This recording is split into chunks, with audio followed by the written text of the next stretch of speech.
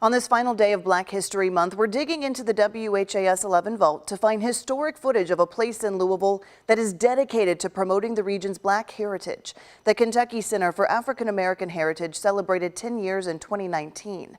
But the mission behind the center dates back much further, and the plans for the future are endless. Tonight, we take you to the corner of 17th and Muhammad Ali for our final piece in Moments That Matter. The building dates back to the late 1800s. On the same Russell neighborhood corridor that launched the fight for transportation equality stands the former Louisville Street Railway Complex, or the Trolley Barn, known today as the Kentucky Center for African American Heritage. Footage from the WHAS 11 vault shows the space in 1999, ahead of the first major renovation. A groundbreaking for the African American Heritage Center. The center will highlight contributions African Americans have made to Louisville and the state of Kentucky. City leaders gathered with members of the community, discussing the plans, hopes, and dreams for the old building being made new. It'll just be wonderful. We've got so many schools almost within walking distance of this center that it should be a great connection for them and for all the other schools in the district. The mission was a simple one: highlight a history that had been silenced for far too long. And with 4 buildings and 68,000 square feet, the center set out to do just that.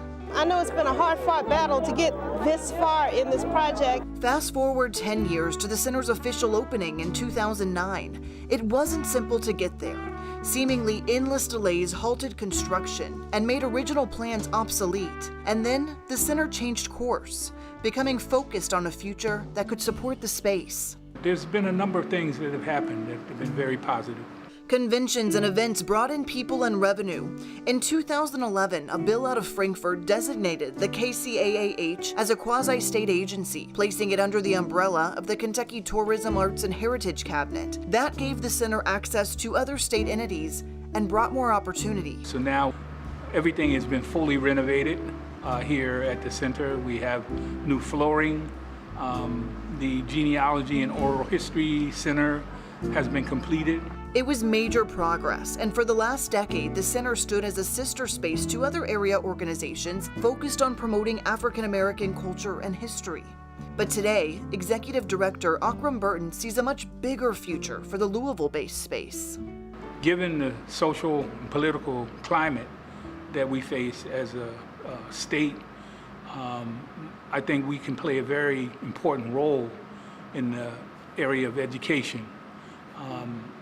I think one of the things that's lacking in our state is an understanding about African American culture and heritage. He wants it to be a direct resource for schools, teachers, and students, so that the history that is relished and relived every day in this space is also taught to young minds. We need to be a little bit more inclusive in our educational curriculum that's offered to our children.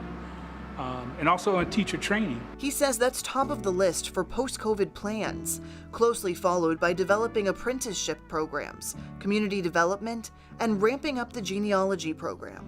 Once we get out of COVID, I really see the future being bright. So, in a neighborhood rich in culture, on a block brimming with history, the center's mission to promote the stories silenced for far too long continues.